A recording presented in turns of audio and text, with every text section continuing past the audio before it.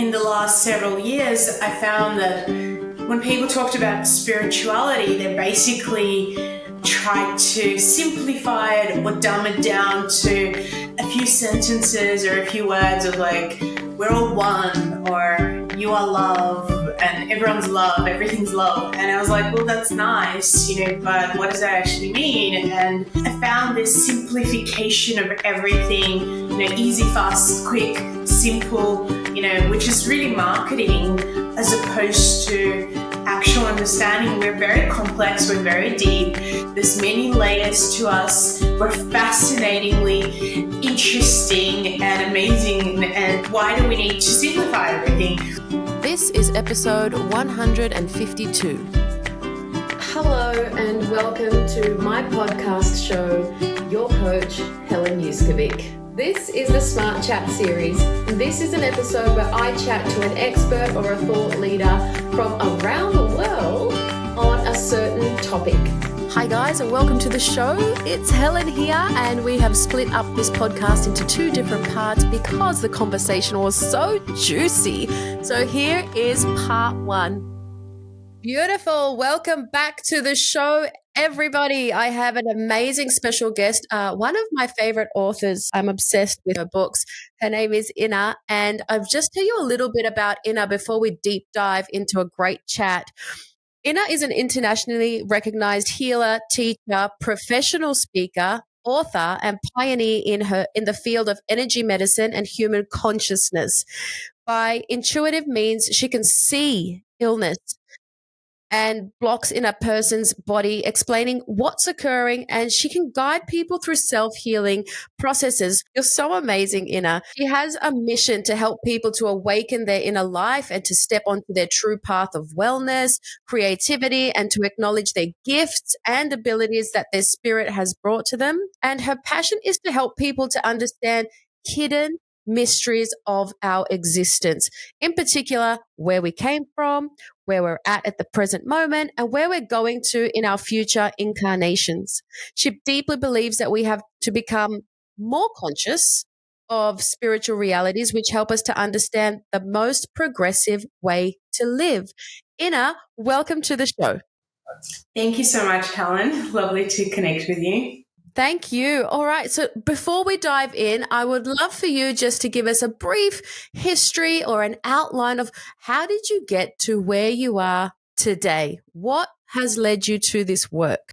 I think there's so many different aspects. In terms of the actual physical part of it, I had debilitating back pain, digestive issues, anxiety, psoriasis all over my skin, and I felt like I was going round and round in circles and just not healing, not getting better, partly because of my own attitude of thinking that somebody else was going to heal me or fix me. And then I actually ended up at a chiropractor's office, and he said, your body wants to be stuck. Go home. There's nothing I can do for you, when I was in agony. And that kind of led me to making a decision that changed my life, which was that I was going to be responsible for my own healing journey. I was going to heal myself.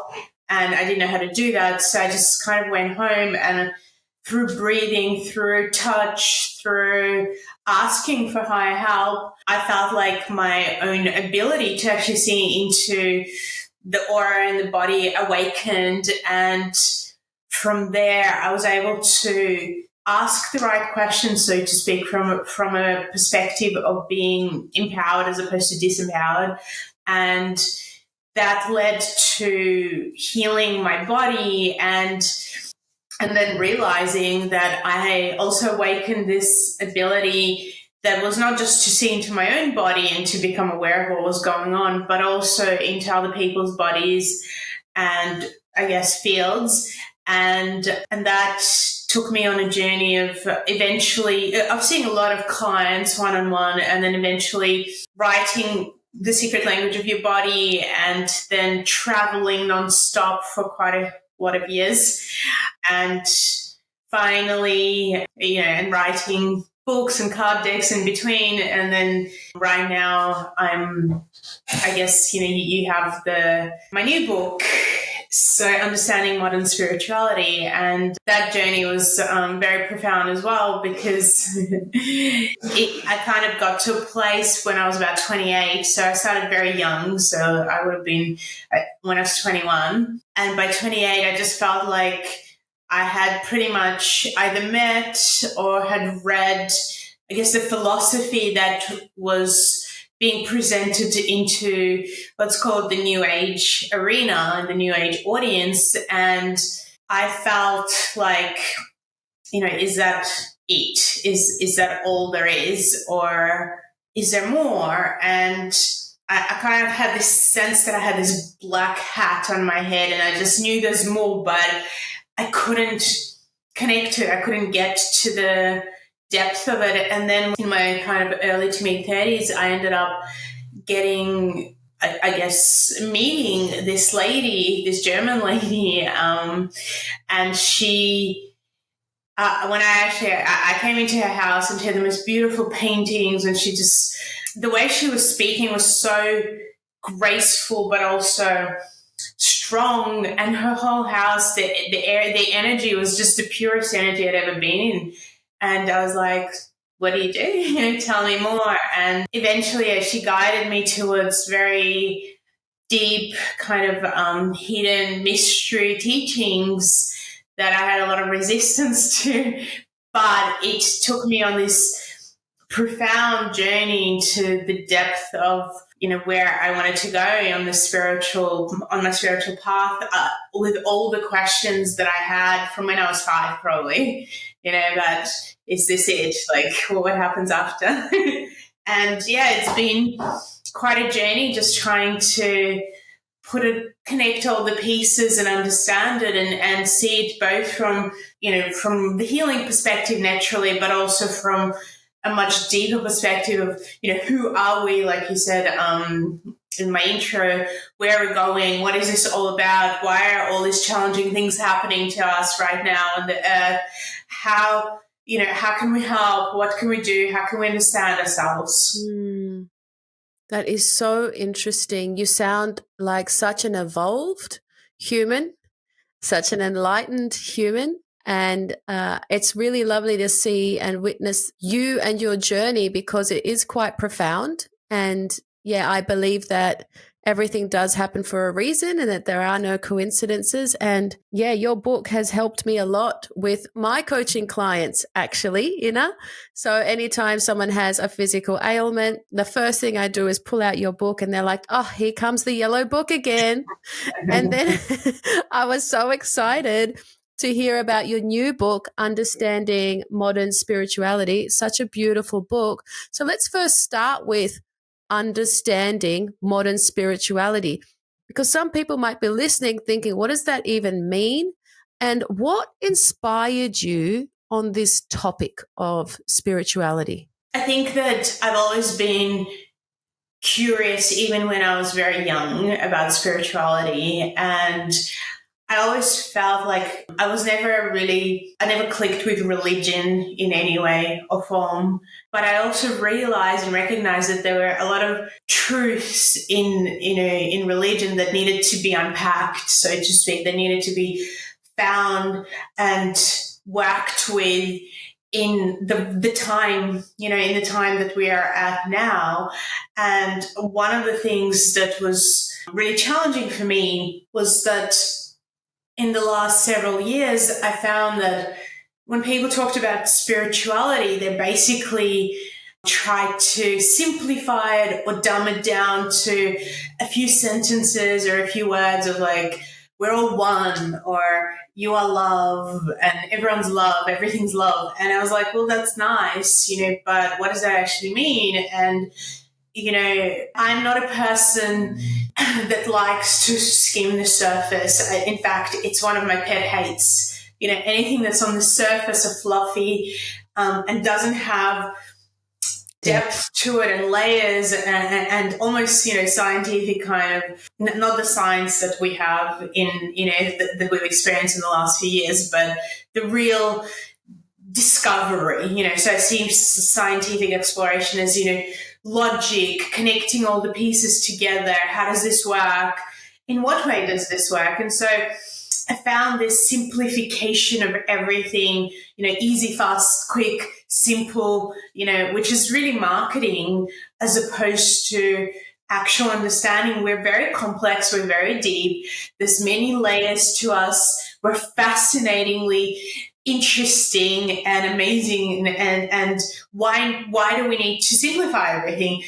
And so I guess, in a modern spirituality, like I said, I found that it lacked depth, and yet the spirituality that I was looking into, which was, the mystery kind of knowledge, was so profound. But again, it was old and it had so much wisdom. But I also recognize that people of the present day are not just going to take something that is old and necessarily even know how to transform it into something that is relevant in the present age. And I kind of feel that part of my job, and with every astrology reading it comes out, is to connect the piece of the past to the piece of the present, but not from a perspective of, like I said, that simplification or essentially just grabbing something and not understanding it,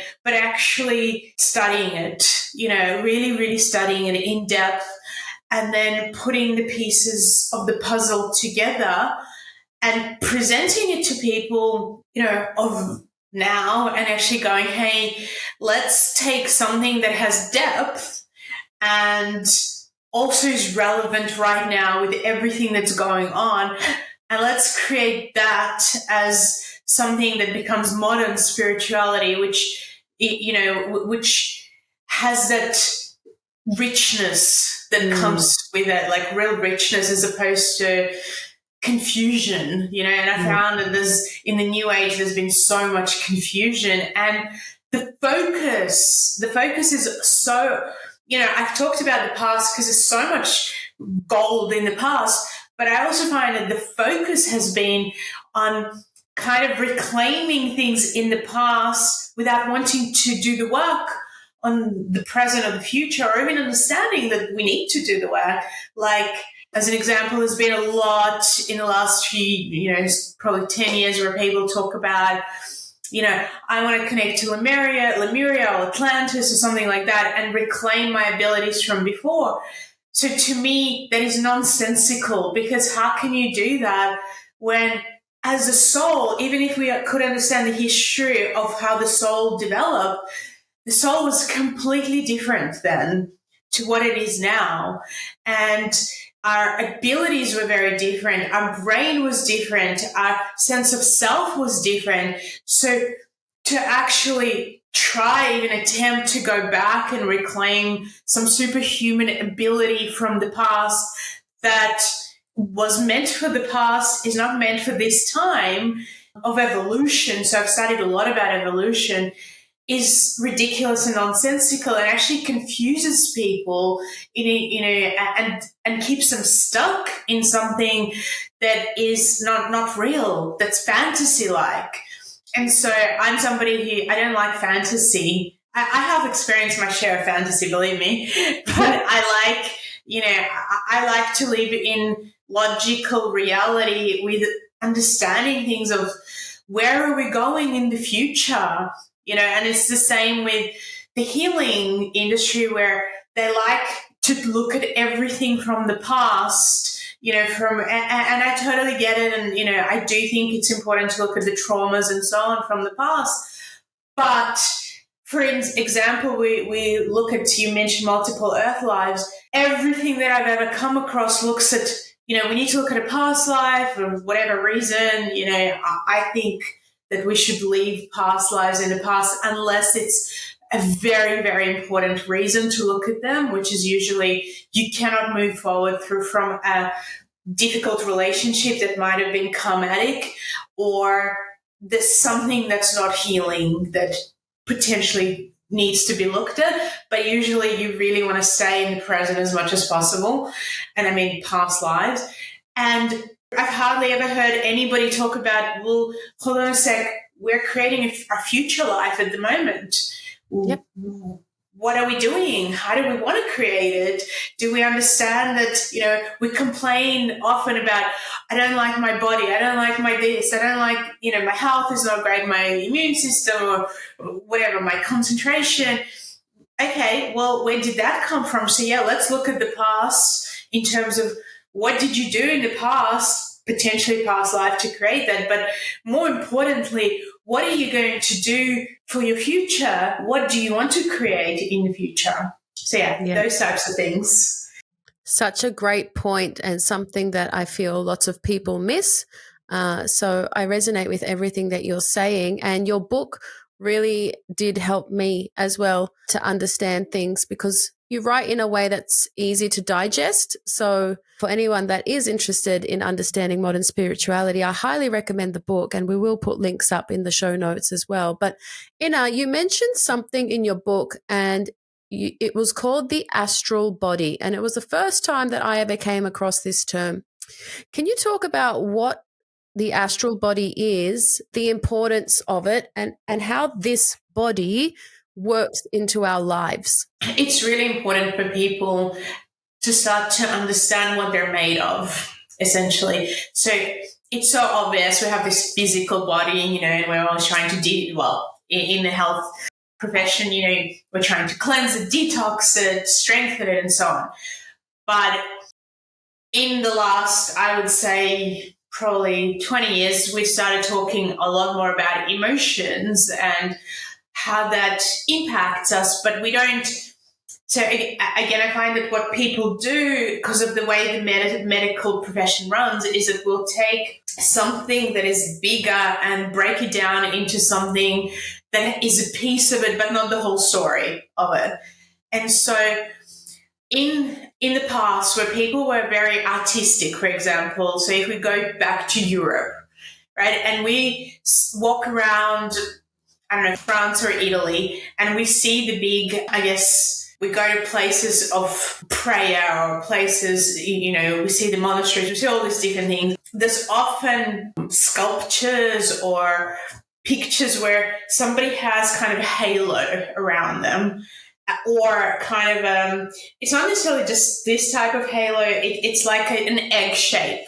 So in Europe, you'll see that around all the churches, not all of them, but many. So you'll see, there's being with a halo, but like an egg shape. And what that actually represents is that in the past, that the people who are very artistic and sensitive could see people's auras and bodies, energy bodies. And so that egg shape is actually a completely perfected astral body, and this astral body that we have is very connected to our soul, and it is a body of my personality, essentially, what I like, what I love, what I don't love, what I dislike, what I'm attracted to, what I'm repelled by, every feeling that I have, every sensation. So, for example, when people talk about pain, they think that the pain's in the physical body, but it is not. It's in the astral body. And this astral body, what it does essentially is that when it's all over the place, when it's going crazy,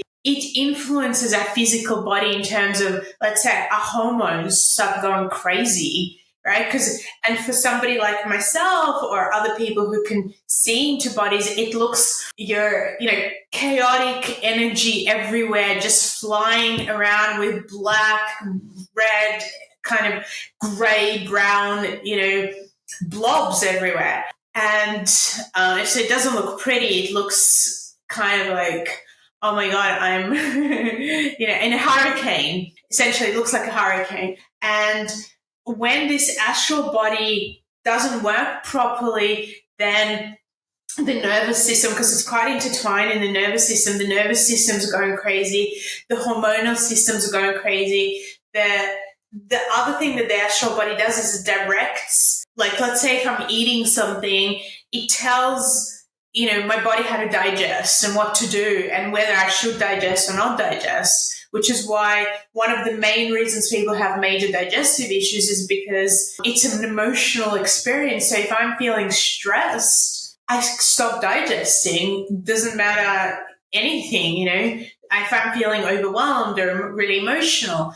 So this astral body is literally directing what's going on inside the physical body, but it also, because the physical body is predominantly made up of, let's call, watery substance, what happens is that when the astral body is in a crazy state, we have all this toxic element that goes in, and that toxic element might, let's say, go into the heart and weaken the heart, and then it starts moving, through the blood and through the lymphatic system around the body and weakening each part of the body and kind of recycling this toxic energy, toxicity through the body, and it's not letting it go unless we do it consciously. And so the astral body is essentially in charge of your sensations, your emotions, your desires, and a lot around who you actually think you are. That's crazy. It sounds like the astral body is something that we need to protect and take care of. So how would one do that? How do we look after the astral body? Well, so many ways. I think one of the ways is, well, firstly, having some understanding of it. Secondly, actually being willing to understand your emotional self and befriend it. Because I've been doing emotional work for over 20 years, I found, for example, that most people, including previously myself in a way, have this desire to see big emotional releases in people, or big, and they think that's the good thing that happens. And they also essentially like the idea of kind of getting rid of, or going, okay, so I have this anger, how do I get rid of it? Like we say it, I have guilt, I don't want to feel guilt, I want to get rid of it. As opposed to, and we kind of we'll label it as good emotion, bad emotion. I want to feel good, I don't want to feel bad. As opposed to, how do I befriend and actually start to understand, and how do I understand what each emotion is trying to show me, and how do I refine it as opposed to get rid of it through gaining the wisdom from it and actually seeing, what's it directing me towards?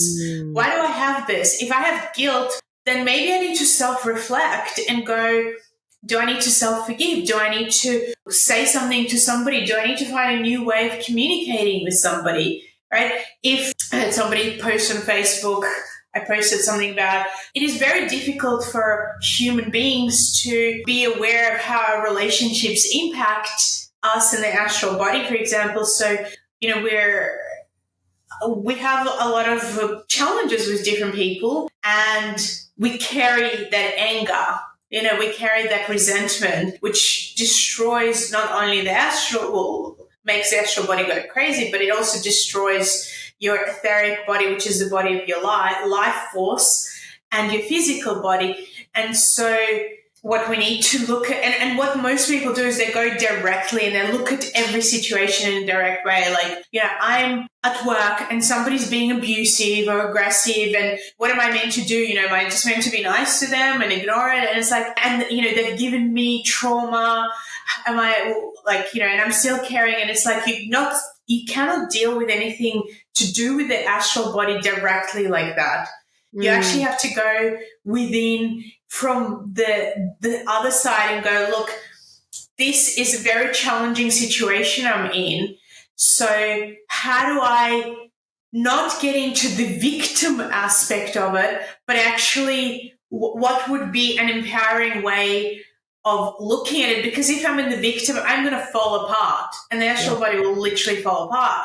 So it's like, okay, what is the opportunity here? What are they showing me? They're showing me that essentially I feel unheard, or I feel attacked. But when was I attacked before? Oh, when I was a child. How do I work with this, again, this inner child archetype? How do I reparented. Or this person, this male or female whoever attacked me as a mother or as a feminine person, and now I'm falling apart. And it's like, well, how do I rebuild that? How do I meet that part of myself? So refinement essentially is meeting both your emotional self and pretty much your archetypal self.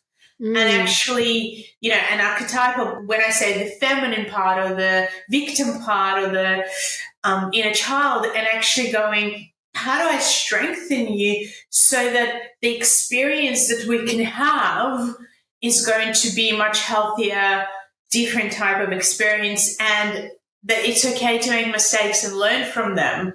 And how if the experience is extremely traumatizing, then maybe we might actually want to go, let's look into the past. Maybe I cannot understand why this person was hurtful and harmful to me in this present. But if I start to get an insight into my previous lifetime, I can understand it, which essentially means I can start to let go and start to create something more positive right now and for the future. Wow. So amazing, Inna, because this is something that I am just delving into. I almost feel like I need to read your book twice or 3 times. But it's time for your first curveball. Are you ready to play? Sure. Your first curveball is about self-care, because I love self-care. And my question to you is, what is your favorite form of self-care? I have this, look, for me, probably, there's so many. I'm trying to which one do I think about? I really believe in doing healing work, especially around the heart, because I feel like the heart is potentially the most important part of you.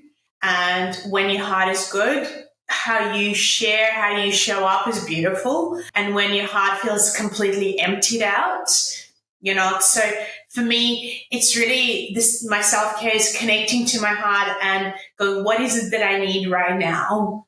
Asking questions, and that question could be answered. I need to meditate. So I have countless meditations or processes that I've recorded for myself on my phone.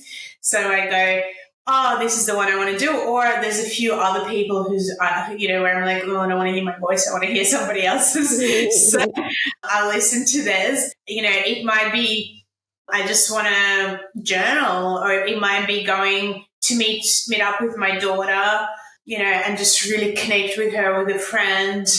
But it might be really going inside and trying to figure out where I'm at and what's, what is it that's blocking me, from being my full, loving self. So, but yeah, it's always the heart for me. Sometimes it's literally just putting on a song and being in the shower for, 10 minutes or 20 minutes and just going, hey, I'm going to send some love to myself. I love that. I love that you take care of your heart. I feel like it's something a lot of people don't do. And yeah, sometimes I tell people, like, just stroke your heart sometimes. If you're feeling heartbroken, just give your heart a little bit of love. And, sometimes instead of asking people how they are, I love to ask, how's your heart today? Just because it is a little bit deeper than, how are you? Good, great, awesome. And it's all that surface level stuff that you were talking about. Wow, I hope you enjoyed the first part of this amazing chat. We've got so much more in store in the second part, which is going to be next week. So make sure that you've subscribed to my podcast channel so that way you don't miss the next episode. I'll see you soon.